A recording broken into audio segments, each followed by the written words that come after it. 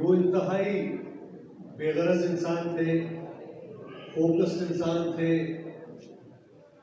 بہت آسودہ حال تھے، لیکن انہوں نے اپنی زندگی وقف کی ایک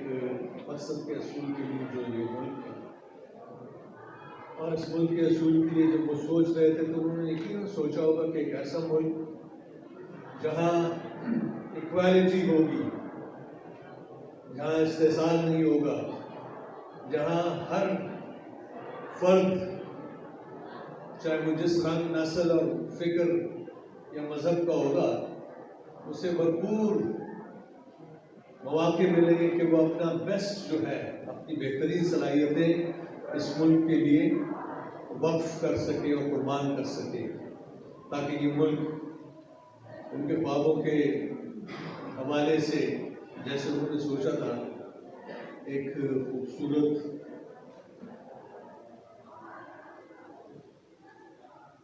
ملک ثابت ہو، ایک ایسا ملک کہ جہاں اونچ نیچ نہ ہو، جہاں رنگ و نسل کے حوالے سے کوئی تعصب نہ ہو، جہاں اس زمین کی صلاحیتوں پہ یا پوٹینشل پہ یا یہاں جو خزانے زمین کے اوپر اور زمین کے نیچے موجود ہیں، مسائل، ان سب میں سب کا برابر حق ہو، کوئی کسی کا استحصال نہ کر سکے، مرد، زن، وہ سارے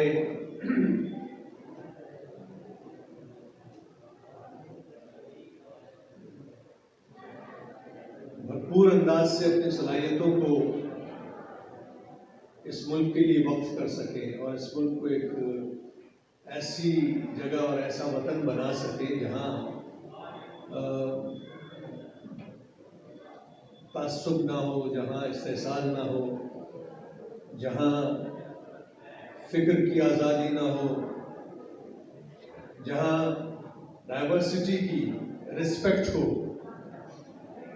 جہاں آپ کا فیتھ جو بھی ہو اس لحاظ سے آپ کو نشانہ نہ بنایا جائے، جہاں آپ سب ایک دوسرے کے قریب آ سکیں، مکالمہ استوار کر سکیں اور ایک دوسرے کی سن سکیں، چاہے وہ جتنی بھی مشکل بات ہو، جتنے گنجلک مسائل ہوں، مل بیٹھ کے آرام سے آپ حل کر سکیں تمام مسائل۔ ایک ایسا ملک جہاں رشوت نہ ہو، جہاں کرپشن نہ ہو، جہاں ابیوز آف میرٹ نہ ہو، جہاں صلاحیت کا احترام کیا جائے۔ ہم ہر سال بیٹھتے ہیں اور رسم یہ دن مناتے ہیں، کچھ گانے پیش کر دیے جاتے ہیں، کچھ تصاویر ہوتی ہیں، کچھ کتابیں ہوتی ہیں، اور ہم بہت ہی رسمی طور پہ باتیں کر کے چلے جاتے ہیں، لیکن بہت کم یہ سوچا جاتا ہے کہ جس شخص نے اپنی ساری زندگی وقف کی تھی، اس نے کیا خواب دیکھے ہوں گے، کیا وہ خواب جو ہے وہ شرمندہ تعبیر ہوئے کہ نہیں؟ میرا نہیں خیال کہ ہوئے ہوں گے۔ آپ بتائیں کہ ہوئے ہیں؟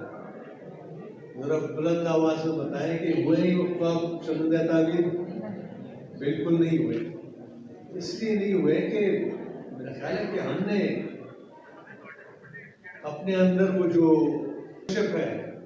وہ نہیں پیدا کی ہے۔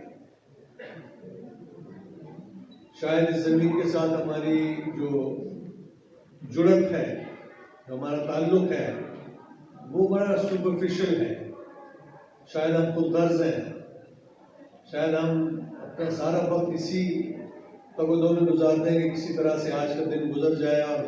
میری آسودگی جو ہے، میری ضرورت جو ہے وہ پوری ہو، ناآسودگی ختم ہو، باقی بھاڑ میں جائے۔ ہم اپنے گھر کو خوبصورت بنانے کی کوششوں میں اپنے گرد و پیش کو ہر طرح کی بدصورتی کے حوالے کر رہے ہوتے ہیں، اپنے گھر کا کچرا بھی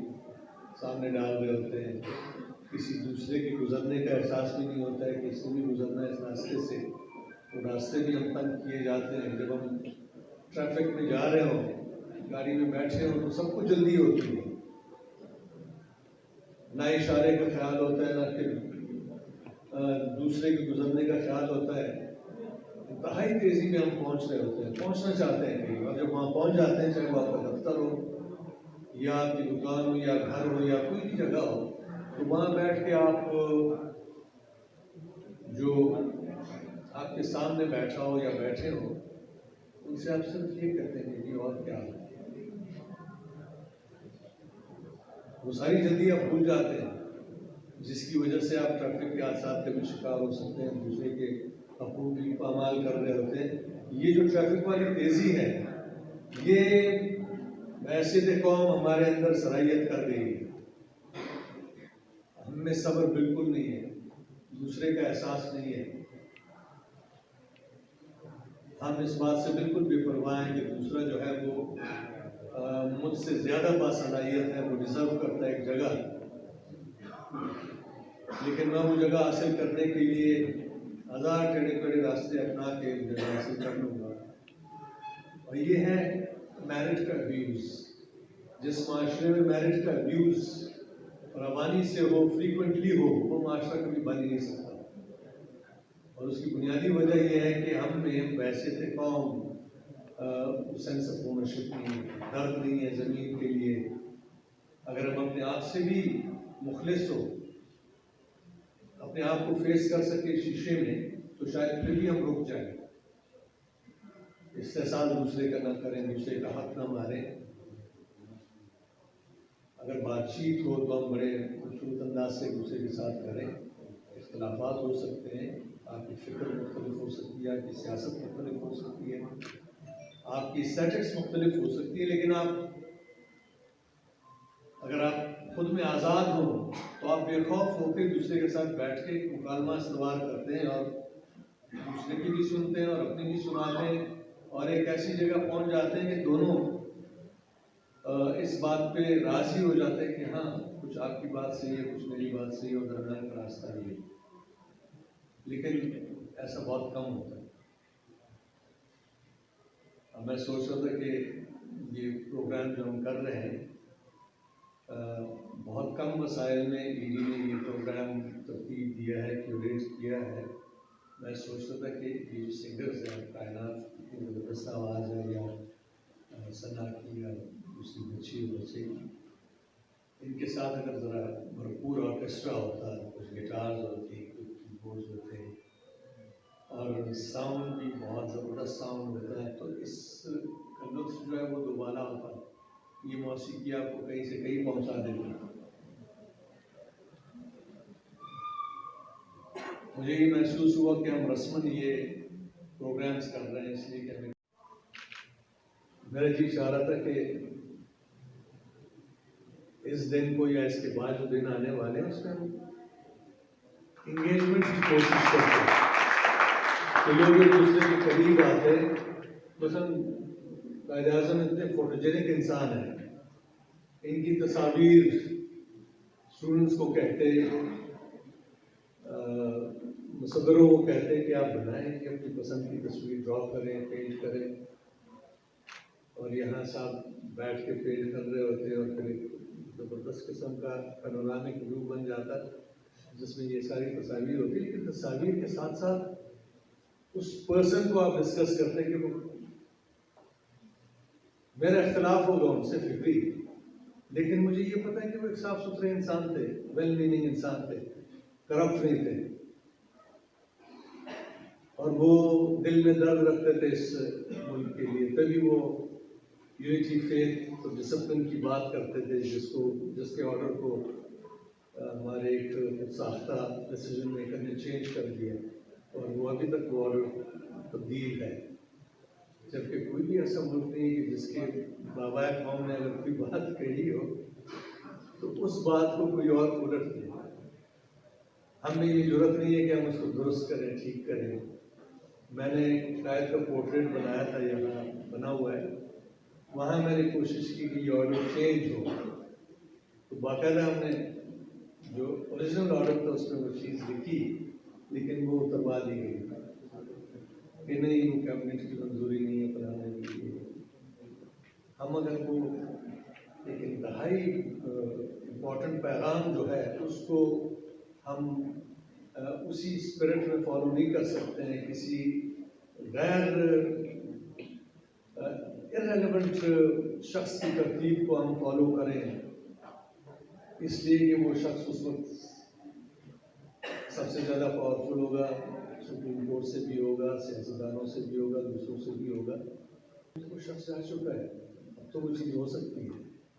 ہم یہ نہیں کرتے ہیں، اس لیے نہیں کرتے ہیں کہ ہمارے اندر وہ